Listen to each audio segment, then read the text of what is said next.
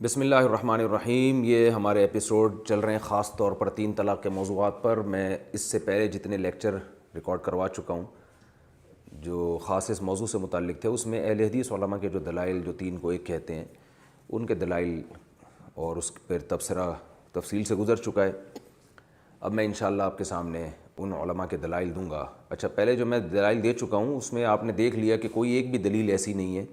جس میں ایک مجلس کی 3 طلاقوں کا ایک ہونا ثابت ہوتا ہو، نہ قرآن سے، نہ حدیث سے، نہ صحابہ سے، نہ تابعین سے، کسی سے بھی نہیں ہے، کچھ بھی نہیں ہے۔ تو میں دوبارہ وہ اپنا مطالبہ دہراؤں گا کہ اہل حدیث علماء جو 3 طلاقوں کو ایک کہتے ہیں، ان سے میرا کیا علماء کا مطالبہ ہے کہ اس پر کوئی ایک واضح آیت پیش کریں، یہ قرآن ایسی صحیح حدیث پیش کریں جس کا مفہوم یہی نکلتا ہو کہ ایک مجلس کی 3 طلاقوں کو نبی نے ایک قرار دیا ہے، یا قرآن و سنت سے ثابت کریں کہ طلاق اگر غیر شرعی طریقے سے دی جائے تو وہ کالعدم ہوتی ہے، یا کسی ایک صحابی سے ضعیف سند سے دکھا دیں کہ انہوں نے ایک مجلس کی 3 طلاقوں کو ایک قرار دیا ہے، یا کسی تابعی سے چاہے ضعیف سند سے دکھا دیں لیکن واضح ہو اس میں کہ وہ ایک مجلس کی 3 طلاقوں کو ایک سمجھتے تھے۔ تو اس بارے میں کوئی بھی روایت ہمیں نہیں ملتی، جیسا کہ آپ پچھلے ایپیسوڈ میں پڑھ چکے ہوں گے۔ اب میں انشاءاللہ آپ کو وہ دلائل دوں گا جن سے 3 طلاقوں کا بہرحال 3 ہونا ثابت ہوتا ہے، چاہے وہ ایک مجلس کی ہوں یا متفرق مجلس کی۔ اس میں سب سے پہلے قرآن مجید ہے۔ سورہ بقرہ میں اللہ تعالیٰ کا ارشاد ہے، الطلاق مرتان فامساک بمعروف او تسریح باحسان۔ طلاقیں 2 مرتبہ ہیں، پھر اس کے بعد تمہیں حق ہے عمدہ طریقے سے روک لو یا عمدہ طریقے سے رخصت کر لو۔ آگے چل کے اللہ نے فرمایا فإن طلقها، اگر مرد نے تیسری طلاق دے دی ہے، فلا تحل له من بعد حتى تنكح زوجا غیرہ، تو تیسری طلاق کے بعد اس کی بیوی اس کے لیے حلال نہیں ہے جب تک کہ یہ عورت کہیں اور نکاح نہ کر لے اور پھر وہ طلاق دے دے، اور اگر وہ طلاق دیتا ہے فلا جناح علیہما ان یتراجعا، پھر پہلا شوہر اور بیوی دوبارہ نکاح کر سکتے ہیں۔ اور حدیث میں آتا ہے کہ دوسرا شوہر ہم بستری بھی کرے، اور مزید حدیث میں قرآن و سنت سے پتہ چلتا ہے کہ پہلے شوہر کی عدت بھی گزرے اور دوسرے کی بھی عدت گزرے، اور یہ پری پلان بھی نہ ہو، پہلے سے معاہدہ کر کے بھی نہ ہو۔ تو یہ جو آیت ہے اس میں ہمیں اللہ نے بتا دیا کہ 3 کے بعد رجوع کا حق نہیں ہے۔ ہمارے اہل حدیث علماء اس آیت پر یہ اشکال کرتے ہیں کہ اس آیت میں جو اللہ نے فرمایا طلاق مرتان، جو طلاقیں ہیں نا 2 مرتبہ ہیں، تو اگر کسی نے اکٹھی دے دی تو یہ تو ایک ہی مرتبہ ہو گئی، 2 مرتبہ تھوڑی ہے۔ تو کہتے ہیں 2 مرتبہ کا مطلب ہے کہ ایک مرتبہ میں جتنی بھی دو گے وہ 1 مرتبہ، پھر دوبارہ جب دو گے تو وہ دوسری مرتبہ۔ تو وہ کہتے ہیں اس سے پتہ چلتا ہے کہ اکٹھی اگر دے دی تو وہ تو 1 مرتبہ ہو گئی نا، تو اس لیے وہ ایک ہی ہوگی۔ یہ بات قرآن و سنت کی روشنی میں غلط ہے، اور لفظ مرتان کی غلط تشریح ہے۔ مرتن جو ہے نا، جس کو اردو میں ہم مرتبہ کہتے ہیں، ایک مجلس میں ایک کام اگر آپ 2 دفعہ کرتے ہیں تو وہ بھی 2 مرتبہ ہی کہلاتا ہے۔ یہ نہیں ہوتا آپ کہتے ہیں میں نے 2 دفعہ کھانا کھایا، تو ایک مجلس میں بھی 2 دفعہ اگر آپ نے کھانا کھایا تو 2 دفعہ ہی کہلایا جاتا ہے۔ وہ میں نے اس کو 2 دفعہ مارا، تو یہ بھی ہو سکتا ہے ایک مہینے کے وقفے سے مارا ہو، یہ بھی ہو سکتا ہے اسی مجلس میں آپ نے 2 دفعہ مارا ہو۔ اور یہ تو قرآن و سنت سے ہی ثابت ہے کہ قرآن و سنت میں لفظ مرتان کا مطلب کیا ہے دوسرے مقامات پہ۔ تو آئیے ہم قرآن و سنت سے دیکھتے ہیں۔ قرآن و سنت میں یہ آیت یعنی مرتن کا لفظ اور بھی استعمال ہوا ہے، تو ہم دیکھتے ہیں وہاں سب اس کا ترجمہ کیا کرتے ہیں۔ سب سے پہلے ہم دیکھتے ہیں کہ سورہ قصص میں آیت نمبر 52 اور 54 میں اللہ تعالیٰ کا ارشاد ہے، اولئک یؤتون اجرہم مرتین، نیک لوگوں کی تعریف ہے اور ان کے بارے میں آتا ہے ان کا اجر مرتین دیا جائے گا، یعنی مرتان اجر دیا جائے گا۔ کیا مطلب؟ پہلے 1 مہینے میں اجر دیا جائے گا، پھر اگلے مہینے میں اجر؟ یہ نہیں ہے، تمام مفسرین اس کا ترجمہ کرتے ہیں ان کو دگنا اجر دیا جائے گا، یعنی اجر ایک ہی ہوگا مگر ڈبل کر کے دیا جائے گا۔ تو اس ڈبل اجر کو جو ایک ہی مجلس میں ہوگا اس کو قرآن مرتان سے تعبیر کر رہا ہے۔ اس سے پتہ چلتا ہے کہ طلاق 2 مرتبہ اگر ایک محفل میں ایک ہی دفعہ میں 2 دے دی ہیں تو وہ بھی 2 مرتبہ ہی کہلائیں گی، 2 طلاقوں کو 2 مرتبہ کہا جا رہا ہے۔ اور اگر آپ اس دعوے کو نہیں مانتے تو پھر کم از کم 2 مجلسوں میں اگر کوئی 2 دفعہ دے رہا ہے تو اس کو تو 2 مرتبہ کہیں نا آپ۔ جیسے ایک آدمی نے ہفتے کے دن بیوی کو طلاق دی، 1 طلاق، دوسری طلاق اس نے اتوار کو دی ہے، دن بھی چینج ہو گیا، لوکیشن بھی چینج۔ ہفتے کو وہ کراچی میں تھا، پہلی طلاق دی، اور حیدرآباد میں اس نے دوسری دی ہے اتوار کے دن۔ تو کراچی اور حیدرآباد میں کتنا فرق ہے؟ تو ایسی صورت میں تو پھر آپ مانیں کہ وہ 2 طلاقیں ہوں گی، لیکن آپ اس کو بھی ایک ہی کہہ رہے ہو۔ تو اس کا مطلب آپ خود مرتان کو مرتن جو ترجمہ آپ کر رہے ہو آپ خود اس پر عمل نہیں کر رہے۔ تو اس سے صاف پتہ چلتا ہے کہ مرتان کا مطلب ایک ہی طلاق جو 2 مرتبہ ہو، یعنی دگنی طلاقوں کو اللہ نے مرتان سے تعبیر کی ہے. جیسے کہ حدیث میں آتا ہے انشق القمر مرتین علی عہد رسول اللہ صلی اللہ علیہ وسلم، کہ چاند جو ہے 2 مرتبہ ٹکڑے ہوا نبی صلی اللہ علیہ وسلم کے دور میں. ابن قیم رحمہ اللہ فرماتے ہیں 2 مرتبہ نہیں ہوا 1 مرتبہ تھا، لیکن چونکہ 2 ٹکڑوں میں تبدیل ہوا ہے تو اس لیے اس کو 2 مرتبہ سے تعبیر کیا گیا ہے. تو ایک کام ایک دفعہ میں ہو جس کا رزلٹ 2 آ رہا ہو تو اس کو بھی مرتان سے ہی تعبیر کیا جاتا ہے. اور بھی ہم قرآن میں دیکھتے ہیں سورہ حجاب میں اللہ کا ارشاد ہے وَمَن يَقْنُتْ مِنكُنَّ لِلَّهِ وَرَسُولِهِ وَتَعْمَلْ صَالِحًا نُؤْتِهَا أَجْرَهَا مرتين. امہات المومنین سے اللہ نے خطاب کیا کہ تم میں جو بھی اللہ کی اور رسول کی اطاعت کرے گی اور نیک اعمال کرے گی ہم اس کو اس کا اجر 2 مرتبہ دیں گے. 2 مرتبہ کا مطلب یہ نہیں ہے کہ 1 مرتبہ آج دیں گے پھر 1 مرتبہ اگلے سال دیں گے یا اگلے مہینے، اس کا مطلب دگنا اجر دیں گے. نؤتها اجرها مرتين، اس کو دگنا اجر ملے گا. تو ایک ہی اجر ڈبل ہوگا تو اس کو دگنے سے تعبیر کیا جا رہا ہے. ایک اور حدیث میں آتا ہے صحیح مسلم کی حدیث نمبر 4408، نبی صلی اللہ علیہ وسلم نے ارشاد فرمایا ان العبد اذا نصح لسیدہ واحسن عبادۃ اللہ فلہ اجرہ مرتین.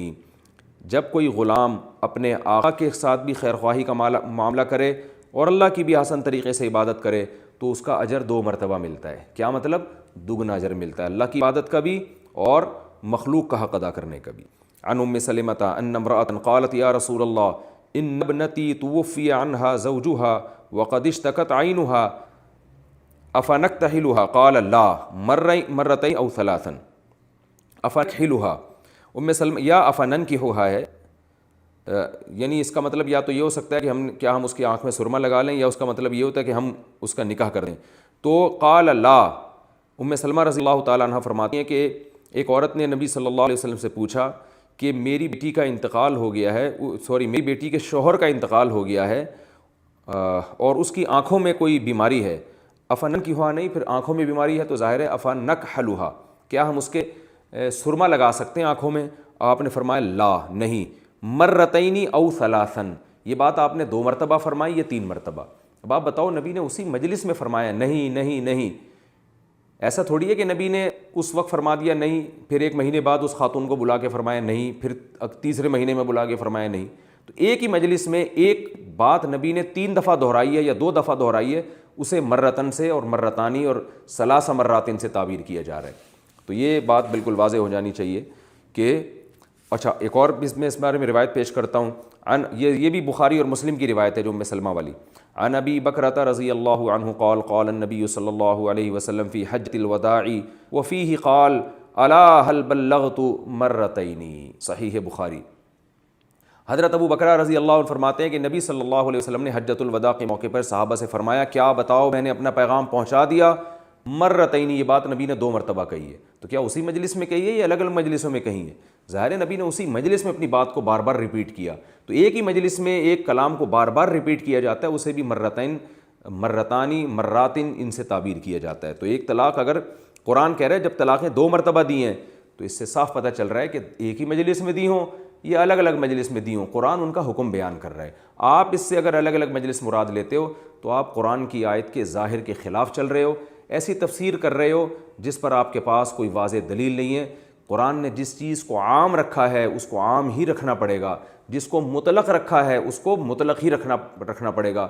اس پر جب تک قرآن جیسی اور قطعی دلیل آپ کے پاس نہیں ہوگی آپ اس آیت کو چینج نہیں کر سکتے.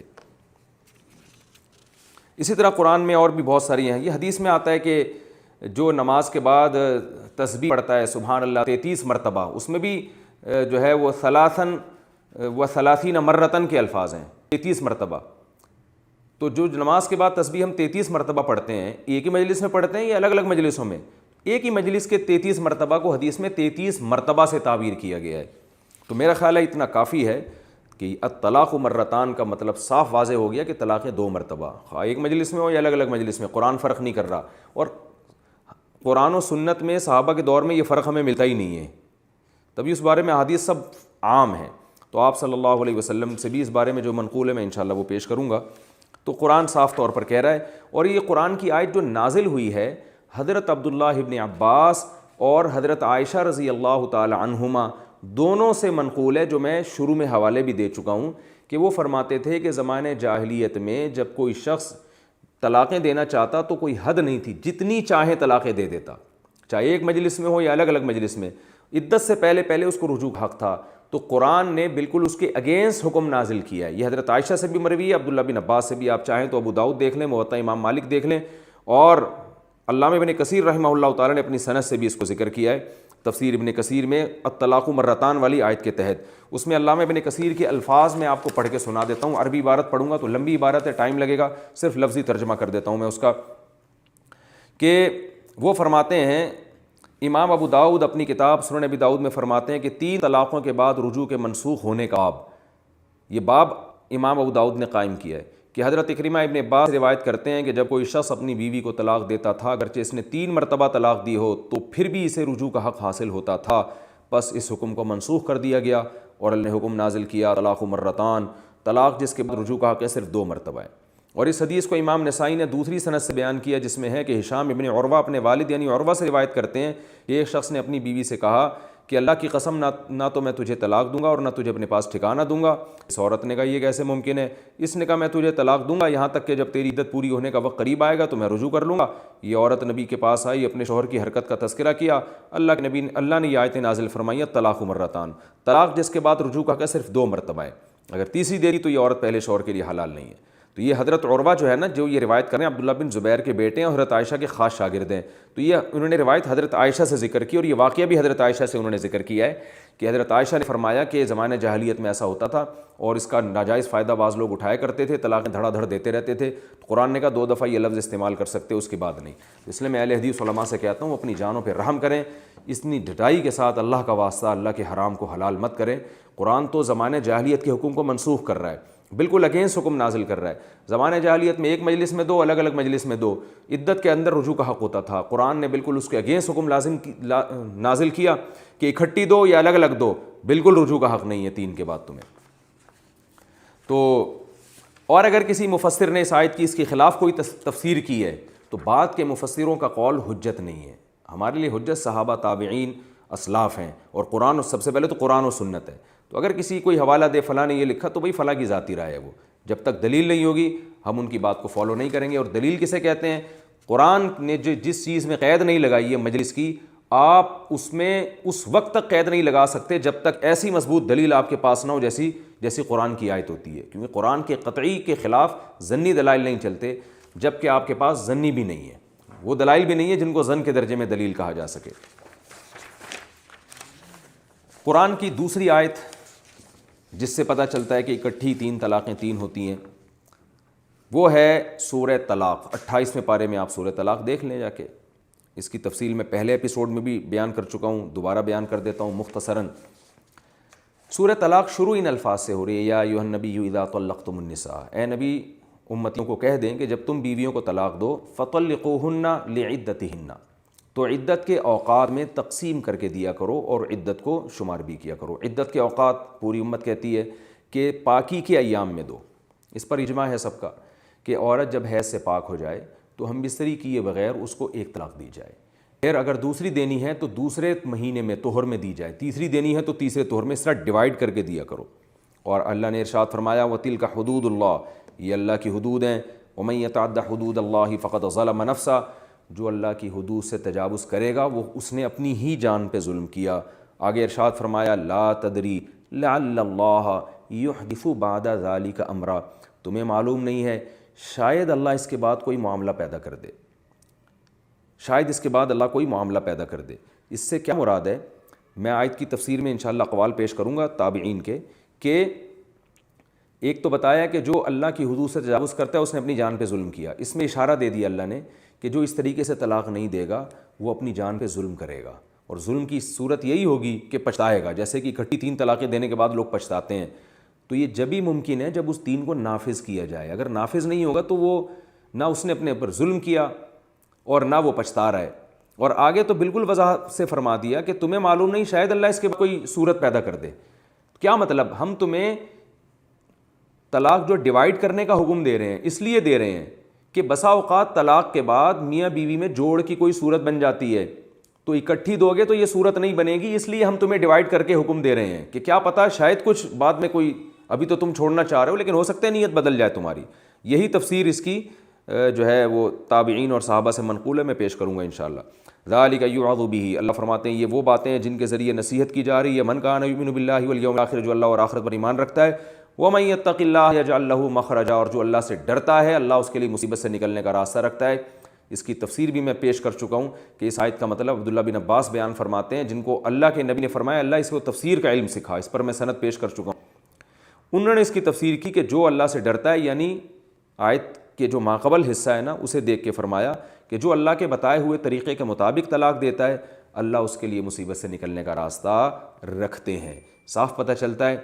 کہ جس نے اللہ کے بتائے ہوئے طریقے کے مطابق طلاق نہیں دی اور اکٹھی 3 دے دیں، اللہ اب اس کے لیے مصیبت سے نکلنے کا راستہ نہیں رکھتے۔ تو یاد رکھیں جب اللہ نے راستہ نہیں رکھا تو کسی مفتی کو یہ ہمت نہیں ہونی چاہیے کہ وہ طلاق دینے والے کے آنسوؤں سے پہ ترس کھا کے اس کے لیے مصیبت سے نکلنے کا راستہ پیدا کر دے اور کہہ دے کہ یہ ایک طلاق ہوئی ہے۔ تو اتنی واضح آیتوں کے بعد بھی میں کہتا ہوں کہ ٹھیک ہے جن بڑے اکابر سے غلطی ہوئی ہو گئی ان سے، ہم ان کی نیتوں پہ شبہ نہیں کرتے، لیکن آپ خدا را ہوش نہ کھول لیں۔ ایک حلال ایک حرام فرض کو آپ کس جرت اور دلیری کے ساتھ آپ حلال کر رہے ہیں، اور کتنی دیکھیں گے طلاق کے احکام قرآن میں جہاں بھی بیان کیے ہیں نا اس میں اللہ نے یہ بھی فرمایا لا تتخذوا آیات اللہ ہزوا، اللہ کے ان احکام کو مذاق نہ بناؤ، تمسخر نہ بناؤ، ان کو سنجیدگی سے لو۔ تو آپ کیسے یعنی کہ کبھی یہ فتویٰ کبھی وہ فتویٰ، کبھی سعودی عرب کی عدالتوں میں عجیب کام ہو رہا ہے، عدالت یہ فتویٰ دے رہی ہے کہ 3 ہوتی ہیں، بعض مفتی یہ فتویٰ دے رہے ہیں کہ 3 1 ہوتی ہے، ایک تماشا بن گیا طلاق کے حکام۔ تو عدالت جو ہے نا وہ خود کہہ دیتی ہے کہ جاؤ مفتیوں سے جا کے فتویٰ لے لو، کورٹ کا فیصلہ الگ ہے، چند مفتیان کرام کا فیصلہ الگ ہے۔ تو یہی تو ہے طلاق کے حکام کو مذاق بنانا، میں سمجھتا ہوں۔ تو اس سے اس جرت اور دلیری سے بچنا چاہیے، اتنی واضح احکام ہیں۔ تو اس بارے میں جو ہم محدثین سے جو کچھ سنتے ہیں جو اس آیت کی تشریح میں، وہ انشاءاللہ میں آپ کو بتا دیتا ہوں۔ پہلی بات تو یہ کہ یہ جو مذکورہ آیت ہے نا، بڑے بڑے محدثین نے، شارحین نے، مفسرین نے کہا ہے کہ یہ بالکل صریح آیت ہے اس بارے میں کہ اکٹھی 3 دے دیں تو وہ واقع ہو جائیں گی۔ علامہ قرطبی رحمہ اللہ تعالیٰ اس آیت کے تحت فرماتے ہیں لا تدری لعل اللہ یحدث بعد ذلک امرا، یہ جو اللہ نے فرمایا کہ شاید اللہ اس کے بعد کوئی صورت پیدا کر دے، کہتے ہیں الامر الذی یحدثہ اللہ ان یقلب قلبہ من بغضها الی محبتها، وہ امر جو اللہ پیدا کرے گا وہ یہ ہے کہ اللہ شوہر کے دل میں عورت کی نفرت کے بعد محبت پیدا کر دے گا۔ ومن الرغبۃ عنها الی الرغبۃ فیہا، پہلے شوہر اس سے ہٹ رہا تھا، اب شوہر کے دل اس کی طرف مائل ہونا شروع ہو جائے گا۔ وقال جمیع المفسرین، فرماتے ہیں کہ یہ تمام مفسرین یہ کہتے ہیں اراد بالامر ہنا الرغبۃ فی الرجعہ، تمام مفسرین اس آیت کی یہ تفسیر کرتے ہیں کہ اللہ نے جو فرمایا کہ 3 اکٹھی نہ دیا کرو، غیر شرعی نہ دیا کرو، شاید اللہ اس معاملے میں کوئی صورت پیدا کر دے تو اس صورت سے مراد کیا ہے الرغبۃ فی الرجعہ، تمہارے دل میں رجوع کی رغبت پیدا کر دے گا۔ تو ومن القول التحریض علی طلاق الواحدۃ والنہی عن الثلاث، اور اس میں ایک طلاق دینے کی ترغیب ہے کہ اگر دینی ہو تو صرف 1 دینا ہے اور 3 سے روکا گیا ہے۔ تو اس سے فرماتے ہیں، اور حقیقت یہ کہ اس آیت کا اس کے علاوہ کچھ مطلب بنتا نہیں ہے، اگر ہے تو ہمیں بتایا جائے کہ اس کا آیت کا اور کیا مطلب بنتا ہے۔ پھر وہ آگے چلتے ہیں ہم، آگے اللہ تعالیٰ کا ارشاد ہے جو اللہ کی حدود سے تجاوز کرتا ہے تو اس نے اپنے اوپر ظلم کیا۔ علامہ ابن عبد البر رحمہ اللہ تعالیٰ فرماتے ہیں وقد احتج قوم من اہل العلم فی ان الطلاق فی الحیض لازم لقول اللہ عز وجل ومن یتعد حدود اللہ فقد ظلم نفسہ یقول عصا ربہ وفارق امرأتہ، یہ جو قرآن میں آتا ہے کہ جس نے اللہ کی حدود سے تجاوز کی، اپنی جان پہ ظلم کیا، مشہور مفسر علامہ ابن عبد البر فرماتے ہیں کہ اہل علم کی ایک بڑی جماعت نے اس سے استدلال کیا ہے کہ ناجائز طلاق بھی واقع ہو جاتی ہے، کیونکہ قرآن کہہ رہا ہے جو اللہ کی حدود سے تجاوز کرتا ہے وہ اپنے اوپر ظلم کرتا ہے، تو ظلم ایسے کرتا ہے کہ اس نے اللہ کی نافرمانی کی اور بیوی اس سے جدا ہو گئی، تو اپنا ہی گھر برباد کر کے اس نے اپنا ہی نقصان کیا ہے۔ لوگ اس پہ کہتے ہیں اس میں تو بیوی کا نقصان زیادہ ہے، تو بیوی کا دنیاوی نقصان ہے، اور وہ بھی کیوں ہو رہا ہے اس کی وجوہات بھی میں دوسرے مواقع پر بیان کر چکا ہوں۔ اصل میں اس میں بنیادی مقصد ہے شوہر کو نقصان پہنچانا۔ عورت کو کیوں نقصان ہوتا ہے؟ وہ ہمارے معاشرے کی خرابی ہے کہ طلاق یافتہ عورتوں کی دوبارہ شادی نہیں ہوتی۔ صحابہ کے دور میں یہ نقصان نہیں ہوتا تھا، ادھر طلاق ہوئی ادھر فوراً رشتے آنا شروع ہو جاتے تھے، قرآن نے ان کو روکا کہ عدت کے دوران رشتے نہ بھیجو، تو یہ ہمارے معاشرے کی خرابی ہے، اس وجہ سے ہو رہا ہے، یہ قرآن و سنت کی خرابی نہیں ہے۔ علامہ نووی رحمہ اللہ تعالیٰ صحیح مسلم کے مشہور شارح ہیں، جن کی سب سے زیادہ مسلم کی شرح انہی کی پڑھی گئی ہے پوری دنیا میں، عرب و عجم میں، ان کا بڑا نام ہے. وہ فرماتے ہیں واحتج الجمہور بقولہ ومن یتعد حدود اللہ فقد ظلم نفسہ لا تدری لعل اللہ یحدث بعد ذلک امرا. فرماتے ہیں جمہور علماء نے اس آیت سے استدلال کیا ہے 3 طلاقوں کے 3 ہونے پر. اور جمہور اس لیے کہہ رہے ہیں کہ علامہ نووی کے دور میں مسئلہ اختلافی تھا، لیکن حقیقت ہے کہ صحابہ کے دور میں اختلافی نہیں تھا، اس لیے یہ اجماعی مسئلہ ہے. جن علماء نے اس کو جمہور کا موقف قرار دیا وہ اس اپنے زمانے کے لحاظ سے، لیکن صحابہ کے دور میں اجماع تھا، تابعین کے دور میں اجماع تھا. جب ایک مسئلہ مرتبہ کسی مسئلے پر اجماع ہو جائے تو پھر اس کی مخالفت جائز نہیں ہوتی. فرماتے ہیں اس آیت سے استدلال کیا ہے کہ 3 ہوتی ہیں، اور دلیل یہ ہے کہ جو اللہ کی حدود سے تجاوز کرتا ہے اس نے اپنی جان پہ ظلم کیا، تو میں معلوم نہیں کہ اللہ تعالیٰ اس کے بعد کوئی معاملہ پیدا کر دے. تو فرماتے ہیں اس آیت کی تفسیر میں اس کا مطلب یہ ہے ان المطلق قد يحدث له ندم فلا يمكنه تداركه لوقوع البينونہ، کہ طلاق دینے والا بسا اوقات اس کو ندامت ہوتی ہے لیکن طلاق واقع ہونے کی وجہ سے اس کی ندامت کی تلافی نہیں ہو سکتی. آگے علامہ نووی فرماتے ہیں فلو كانت الثلاث لا تقع لم يقع طلاقه هذا الا رجعيا فلا يندم. اگر یہ 3 طلاقیں واقعی نہ ہوتی تو اس کی طلاق تو صرف ایک رجعی ہوتی، تو اس کو ندامت کی ضرورت کیا تھی. تو یہ تشریح سب یہی تشریح کر رہے ہیں اس کی، اور حقیقت یہ ہے کہ اس کے علاوہ کوئی اور تشریح اس کی بنتی نہیں ہے. آگے الفاظ ہیں وَمَن يَتَّقِ اللَّهَ يَجْعَل لَّهُ مَخْرَجًا، جو تقوی اختیار کرتا ہے اللہ اس کے لیے مصیبت سے نکلنے کا راستہ رکھتے ہیں. تو اس کا بھی یہی مطلب بیان کیا جاتا ہے کہ جو شریعت کے مطابق طلاق دے گا اس کے لیے تو مصیبت سے نکلنے کا راستہ ہے، جو غیر شرعی طریقے سے دے گا اس کے لیے کوئی مصیبت سے نکلنے کا راستہ نہیں ہے. اور وہ عبداللہ ابن عباس رضی اللہ تعالیٰ عنہ کا فتویٰ ہے جو میں پڑھ کے سناتا ہوں، وہ اس آیت کا یہی مطلب لیا کرتے تھے. اور عبداللہ بن عباس کے بارے میں نبی نے فرمایا اللہم فقہہ فی الدین علمہ التاویل، اے اللہ اس کو دین میں سمجھ عطا فرما اور اس کو قرآن کی تفسیر کا علم سکھا. تو ان کی کیا تفسیر ہے؟ عن مجاہد قال كنت عند ابن عباس فجاءه رجل فقال انه طلق امرأته ثلاثا قال فسكت حتى ظننت انه رادها اليه ثم قال ينطلق احدكم فيركب الحموق ثم يقول يا ابن عباس يا ابن عباس وان الله قال ومن يتق الله يجعل له مخرجا وانك لم تتق الله فلم اجد لك مخرجا عصيت ربك وبانت من امرأتك وان الله قال يا ايها النبي اذا طلقتم النساء. حضرت یہ ابو داؤد کی حدیث ہے، حدیث نمبر 2197، بخاری مسلم کی شرط پر اس کی یعنی سند ہے، اور اس کو کوئی بھی ضعیف نہیں کہتا.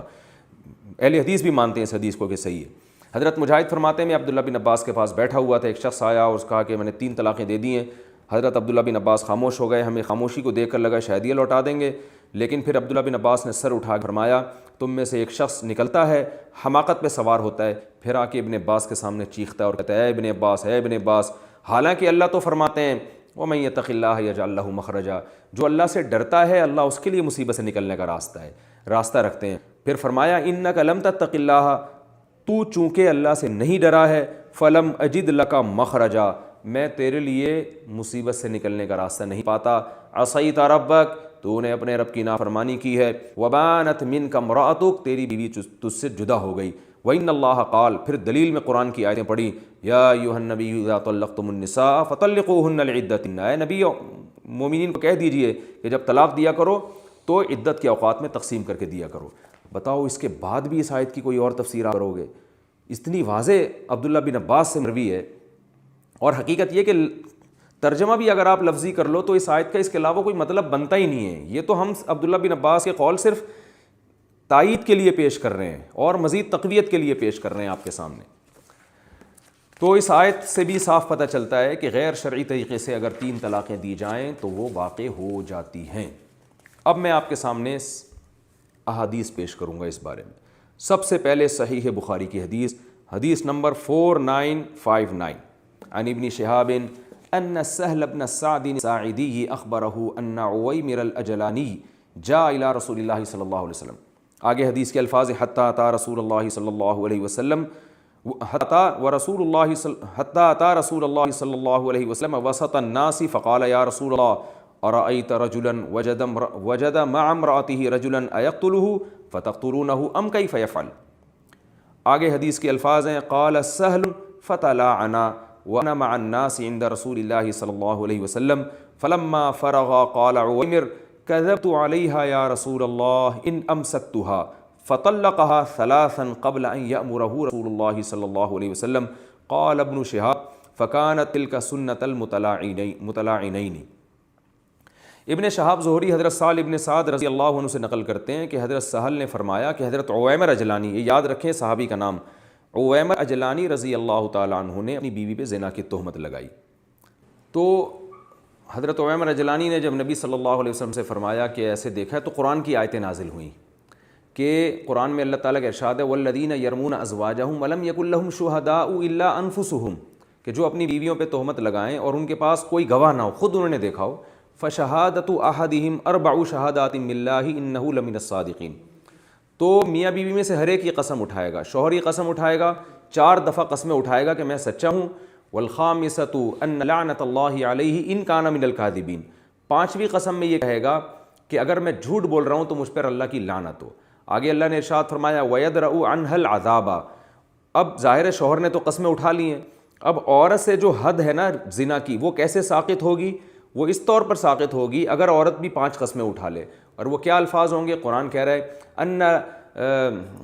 وَيَدْرَأُ عَنْهَا الْعَذَابَ أَن تَشْهَدَ 4 شَهَادَاتٍ بِاللَّهِ إِنَّهُ لَمِنَ الْكَاذِبِينَ، وہ اپنے شوہر کے بارے میں کہے 4 دفعہ قسم اٹھا کے کہ میرا شوہر مجھ پہ جھوٹی تہمت لگا رہا ہے، والخامسۃ، اور 5ویں دفعہ یہ کہے ان غضب اللہ علیہا، کہ مجھ پر اللہ کا غضب ہوگا، ان کان من الصادقین، اگر میرا شوہر سچ بول رہا ہے۔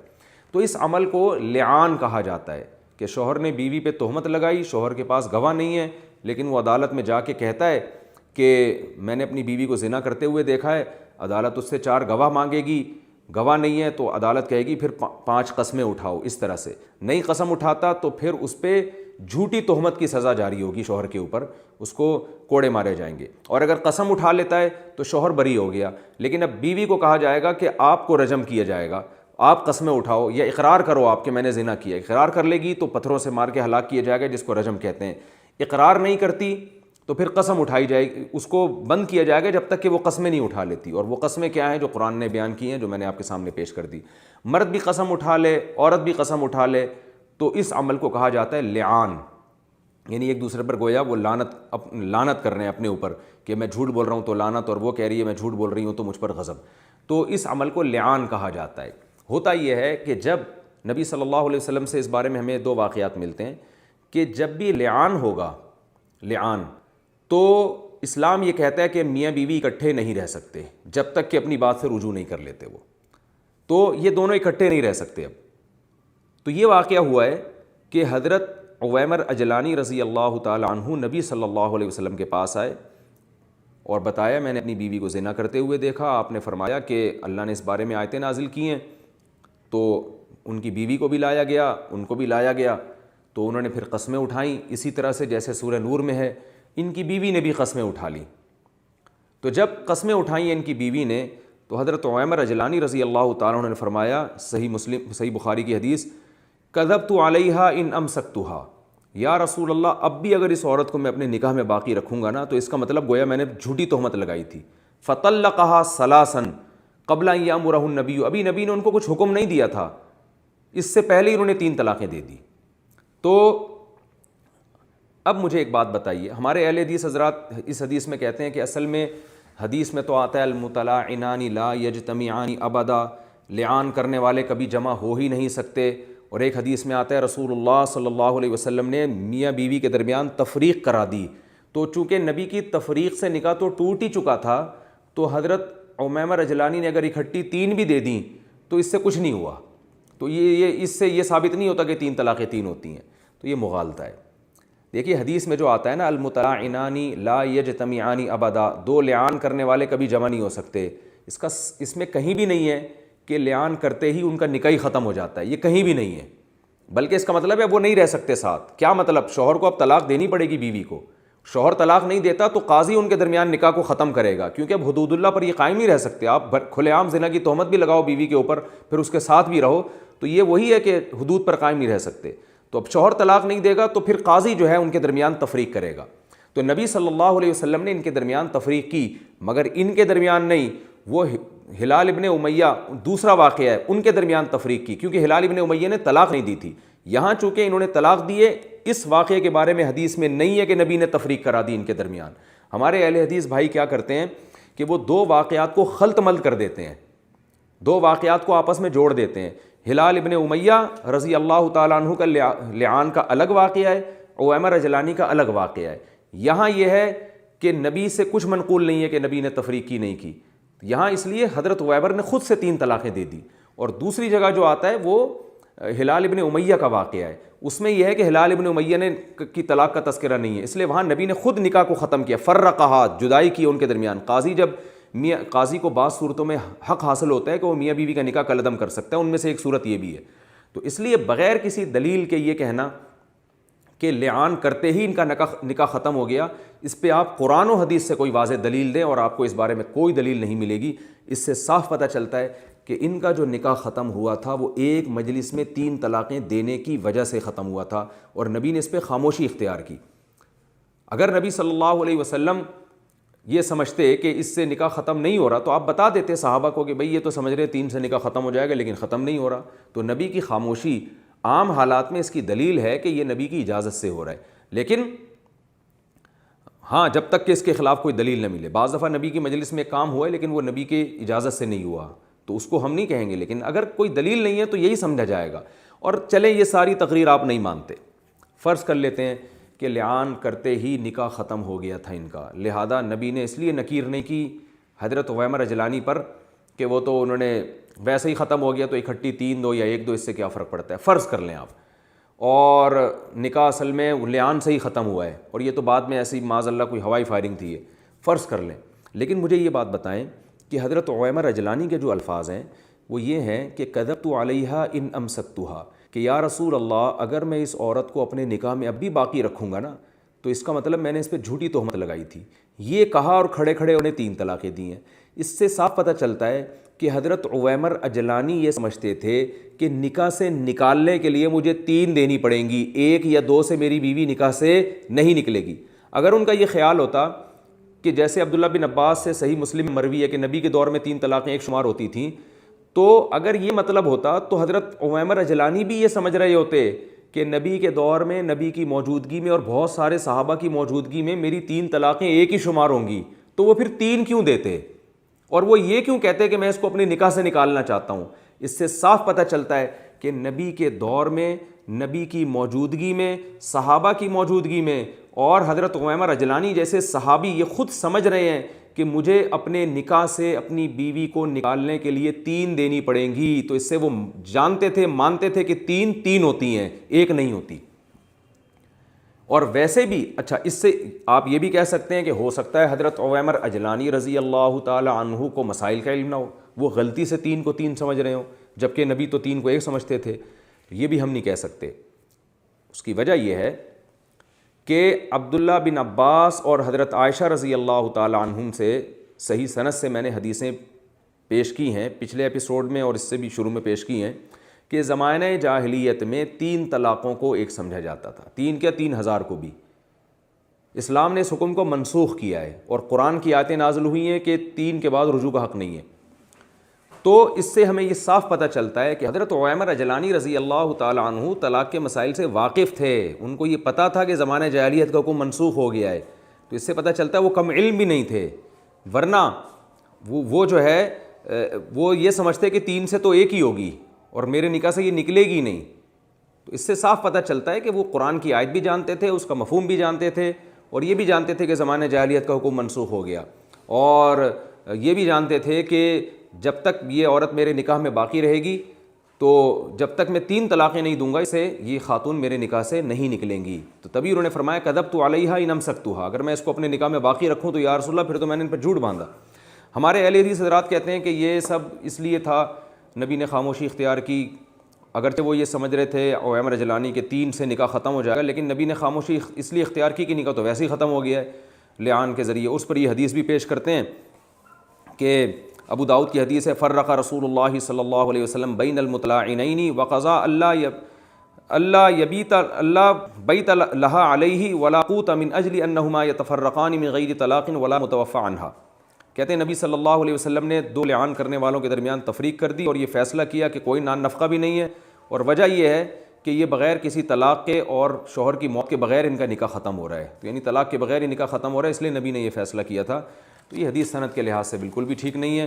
اور اس حدیث میں مشہور راوی عباد ابن منصور مدلس راوی ہے جو عن سے روایت کر رہا ہے اسی وجہ سے علامہ ناصر البانی نے اس پہ بہت شدید رد کیا ہے کہ جو لوگ اس حدیث کو صحیح قرار دیتے ہیں وہ غلو کرتے ہیں، زیادتی کرتے ہیں، اور اس میں یہ بھی نہیں پتہ کہ یہ جو الفاظ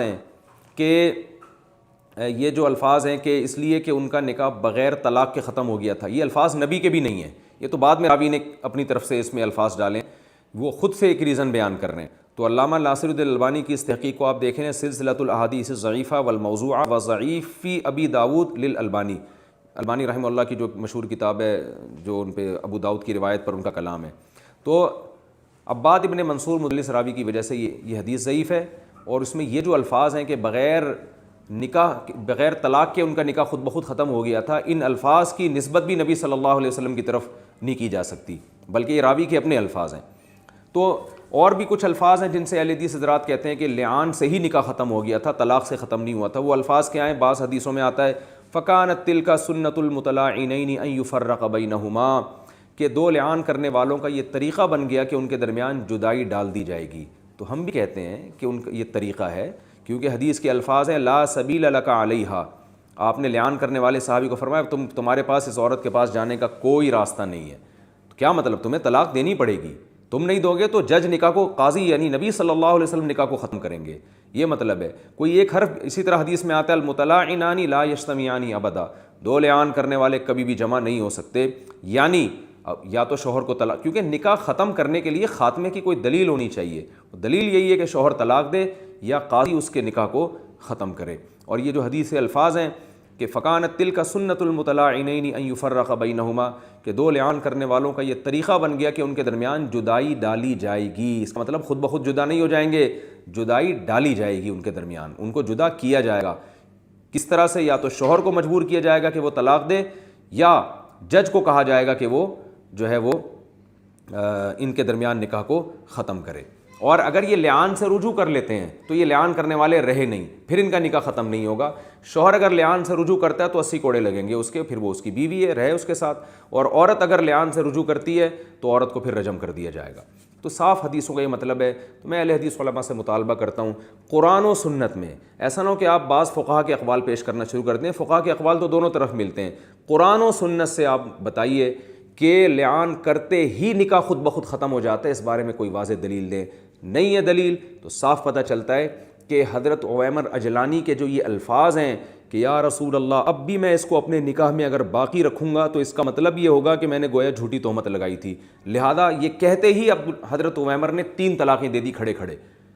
تو اس سے صاف پتہ چل رہا ہے کہ حضرت عویمر اجلانی بھی یہ سمجھتے تھے کہ نکاح سے نکالنے کے لیے 3 دینی پڑیں گی، صحابہ جو کھڑے ہوئے تھے وہ بھی یہ سمجھتے تھے کہ نکاح سے نکالنے کے لیے اکٹھی 3 دینی پڑیں گی، اور نبی صلی اللہ علیہ وسلم بھی یہ سمجھتے تھے، ورنہ نبی ان کو بتاتے کہ تم جو یہ سمجھ رہے ہو کہ